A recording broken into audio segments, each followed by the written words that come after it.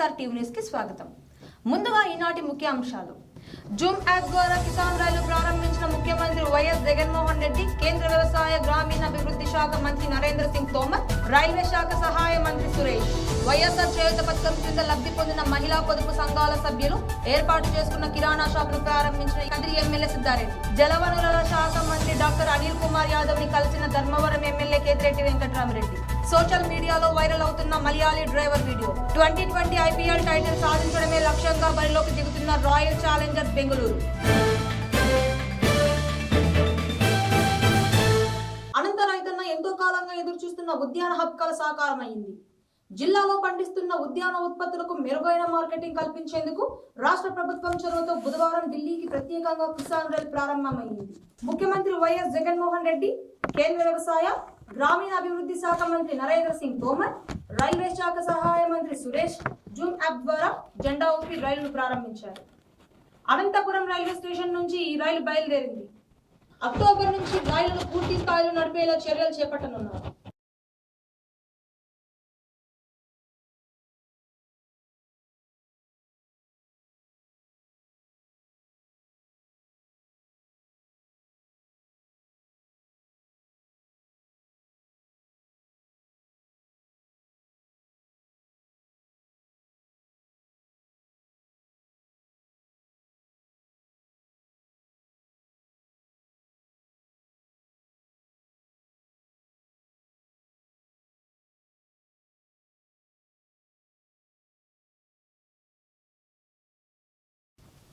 అనంతపురం నుంచి న్యూఢిల్లీకి వెళ్లే కిసాన్ రైలు బుధవారం ఉదయం 11 గంటలకు వర్చువల్ వీడియో లింక్ ద్వారా కేంద్ర వ్యవసాయ మరియు రైతుల సంక్షేమం, గ్రామీణాభివృద్ధి, పంచాయతీరాజ్ శాఖ మంత్రి నరేంద్ర సింగ్ తోమర్, రాష్ట్ర ముఖ్యమంత్రి వైఎస్ జగన్మోహన్ రెడ్డి, కేంద్ర రైల్వే శాఖ సహాయ మంత్రి సురేష్, అనంతపురం ఎంపీ తలారి రంగయ్య తదితరులు జెండా ఊపి ప్రారంభించారు.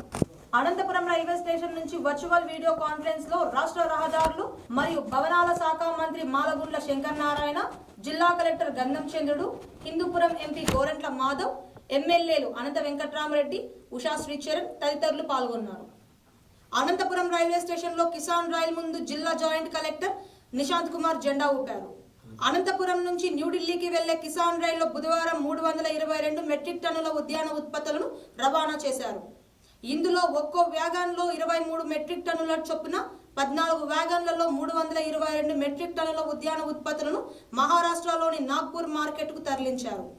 కిసాన్ రైల్లో 15 మంది రైతులు, ట్రేడర్లు, 12 మంది ఉద్యాన శాఖ అధికారులు తరలి వెళ్లారు. కూరగాయలు కానివ్వండి, ఉద్యానవన పంటలకన్నీ గిట్టుబాటు ధర కావాలనే ఒక సదుద్దేశంతో స్థానికంగా ఉన్నటువంటి ఎంపీ తలారి రంగయ్య గారి చొరవతో మరి ఈరోజు అనంతపురం జిల్లా కేంద్రం నుంచి కిసాన్ రైలు ప్రారంభించడం జరిగింది.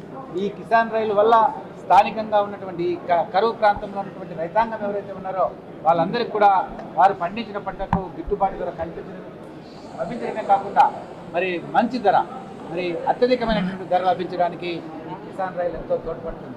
ఈ కిసాన్ రైలు వల్ల రైతాంగానికి మరి బహుళార్థకమైనటువంటి ఉపయోగాలు, ప్రయోజనాలు ఉన్నాయి.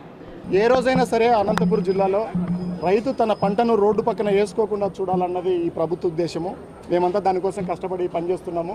ముఖ్యమంత్రి ఆదేశాల మేరకు ఈ కిసాన్ రైలు కూడా ప్రధానమంత్రి గారు అలాగే రైల్వే మంత్రి గారు సహకరించడం వల్ల భారత రైతులకు ఒక రైలును ఏర్పాటు చేసి వాళ్ళ పంటను పంటతో పాటే రైలుతో పాటే వాళ్ళు కూడా కోచిలో ప్రయాణం చేయడం అనేది గొప్ప విషయము. అలాగే గాజీపూర్, ఆజాద్పూర్ మార్కెట్లలో కూడా ఏర్పాట్లు చేసి ఉన్నాము. రైతులు మొట్టమొదటిసారి వెళ్ళి వాళ్ళు అలవాటు చేసుకుంటారు. ఇప్పటి వరకు ఎవరు ఆఫీసర్లు కానీ రైతులు కానీ వెళ్ళిన సందర్భం లేదు, కేవలం వర్తకులే వెళ్తున్నారు. నేను స్వయంగా ఆ మార్కెట్లను కూడా ఢిల్లీలో పరిశీలించి ఉన్నాను. వీళ్ళకైతే ఎక్కడెక్కడ ఇబ్బందులు ఉంటాయో ఆ ఇబ్బందులన్నీ కూడా తీర్చడానికి నేను ప్రయత్నం చేస్తాను. ఈరోజు అనంతపురం నుండి న్యూఢిల్లీకి కిసాన్ రైలు గౌరవ ముఖ్యమంత్రి గారు అలాగే కేంద్ర అగ్రికల్చర్ మినిస్టర్ గారి చేతుల మీదుగా ప్రారంభించడం చాలా సంతోషంగా ఉందండి. సో భవిష్యత్తులో అనంతపురం నుండి ఫ్రూట్స్, వెజిటబుల్సే కాకుండా ఇతర ప్రొడ్యూస్ కూడా ఇంకా వివిధ రాష్ట్రాలకి, ఇతర దేశాలకు కూడా ఎగుమతి అయ్యే పరిస్థితులు కూడా రాబోతున్నాయి. సో రైతులు వారు కష్టపడి పండించినటువంటి పంటకు మంచి గిట్టుబాటు ధర రావడం, వారు సంతోషంగా ఉండడం కోసం రాష్ట్ర ప్రభుత్వం అలాగే జిల్లా యంత్రాంగం ఎప్పుడు కూడా కృషి చేస్తూ ఉంది. సో దీనికి ముందు ఉండి ఇటువంటి ఒక కార్యక్రమం చేస్తే బాగుంటుందని చెప్పేసి మన గౌరవ ఎంపీ గారు దానికి చాలా చక్కగా సహకరించినటువంటి హార్టికల్చర్ డిపార్ట్మెంటు, మిగతా జిల్లా అధికారులందరూ కూడా వారికి అందరికీ కూడా, అలాగే ఫార్మర్స్కి, ప్రజాప్రతినిధులకు అందరికీ కూడా పేరు పేరున ధన్యవాదాలు. Thank you. అనంతపురం జిల్లా కదిరిపట్నంలో వైఎస్ఆర్ చేయూత పథకం కింద లబ్ధి పొందిన మహిళా పొదుపు సంఘాల సభ్యులు ఏర్పాటు చేసుకున్న కిరాణా షాపును ఎమ్మెల్యే సిద్ధారెడ్డి ప్రారంభించారు. ఈ సందర్భంగా ఎమ్మెల్యే మాట్లాడుతూ మహిళా పొదుపు సంఘాల ద్వారా మహిళలకు 75,000 రూపాయలు 4 విడతలుగా అందజేస్తున్నామని తెలిపారు. రాష్ట్ర వ్యాప్తంగా 25 లక్షల మంది మహిళలకు దాదాపుగా 6,000 కోట్లు మొదటి విడతగా ఇవ్వడం జరిగిందన్నారు. మహిళలకు ఆర్థికంగా చేయూత ఇవ్వాలనే ఆలోచనతో రూపుదిద్దుకున్న పథకం వైఎస్ఆర్ చేయూత పథకం అని ఎమ్మెల్యే తెలిపారు. ఈ కార్యక్రమంలో మున్సిపల్ కమిషనర్ ప్రమీలతో పాటు పలువురు వైసీపీ నాయకులు పాల్గొన్నారు.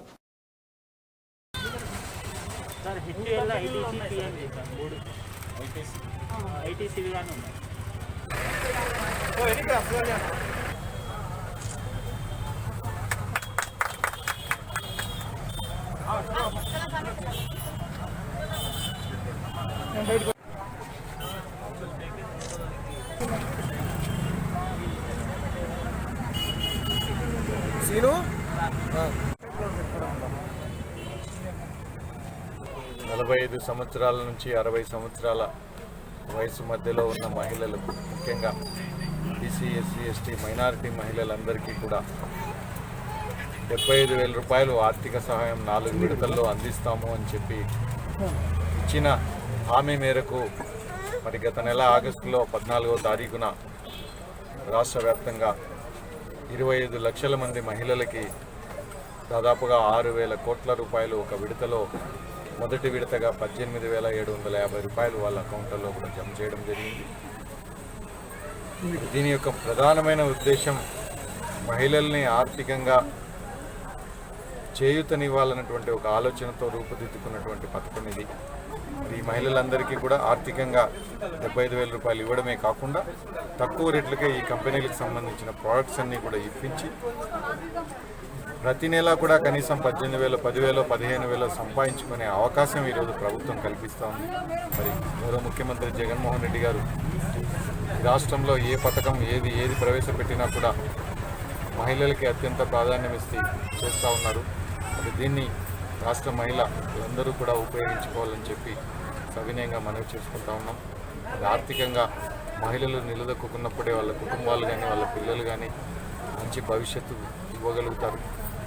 జలవనరుల శాఖ మంత్రి డాక్టర్ అనిల్ కుమార్ యాదవ్ ని ధర్మవరం ఎమ్మెల్యే కేతిరెడ్డి వెంకట్రామరెడ్డి మంత్రి ఛాంబర్లో కలిశారు. అనంతపురం జిల్లా ముదిగుబ్బ మండలంలో జిల్లేడు బండ జలాశయం ప్రాజెక్టు నిర్మాణానికి 680 కోట్ల నిధులను ప్రభుత్వం కేటాయించినందుకు ఆయనను కలిసి కృతజ్ఞతలు తెలియజేశారు. హైదరాబాద్ లాంటి మహానగరాల్లో పార్కింగ్ సౌకర్యాలు చాలా తక్కువగా ఉంటాయి. ఏ చిన్న సందులో వెళ్ళినా ఎలాంటి ఆలోచన లేకుండానే మన వాహనాలు పార్క్ చేస్తాం. కారు పెట్టే సందు ఉందా లేదా అనేది ఆలోచించకుండానే అడ్డుగోలుగా పార్క్ చేసినా తీరా అది బయటకు తీయాలంటే మాత్రం నానా కష్టాలు పడాల్సి వస్తుంది. బైక్ అయితే అంతో ఇంతో కష్టపడి తీయచ్చు, కానీ కార్ అలా కాదు. ఏమాత్రం అజాగ్రత్తగా ఉన్నా వాహనాలు దెబ్బతినడం గ్యారంటీ. కానీ కేరళకు చెందిన ఒక వ్యక్తి మాత్రం తన డ్రైవింగ్ స్కిల్స్తో అబ్బురపరిచాడు. కేరళలోని మనంతవాడికి చెందిన పిఎస్ బీజు ఒక పని మీద తన ఇనోవా కారులో వచ్చాడు. తన బండిని పార్క్ చేసేందుకు చిన్న స్థలాన్ని ఎంచుకున్నాడు. నిజానికి ఆ స్థలాన్ని చూస్తే కారు పడుతుందా అన్న అనుమానం కలుగుతుంది.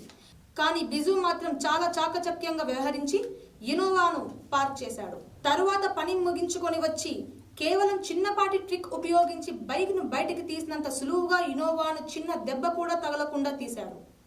ఇదంతా బిజు భార్య అతనికి తెలియకుండా వీడియో తీసి సోషల్ మీడియాలో షేర్ చేసింది. ఇప్పుడు ఈ వీడియో తెగ వైరల్గా మారింది.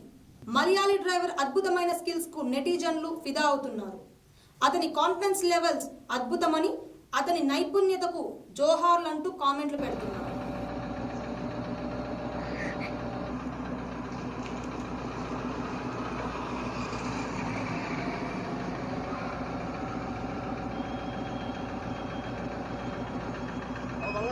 ఈ సీజన్ లో ఎలాగైనా టైటిల్ సాధించడమే లక్ష్యంగా పెట్టుకున్న రాయల్ ఛాలెంజర్స్ బెంగళూరు ఆ మేరకు తన ప్రయత్నాన్ని ప్రారంభించింది.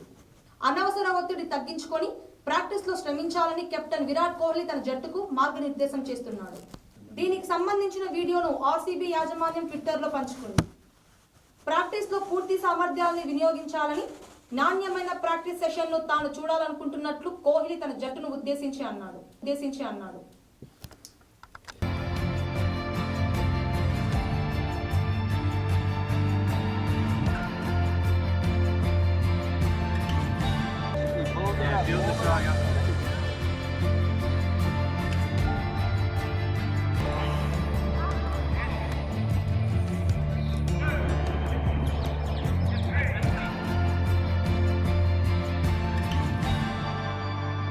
hours doing nothing and feeling tired and not being able to say I'm done.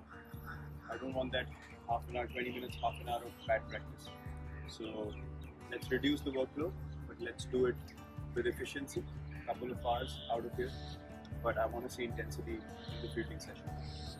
You said the other group's catching up, so I'm good.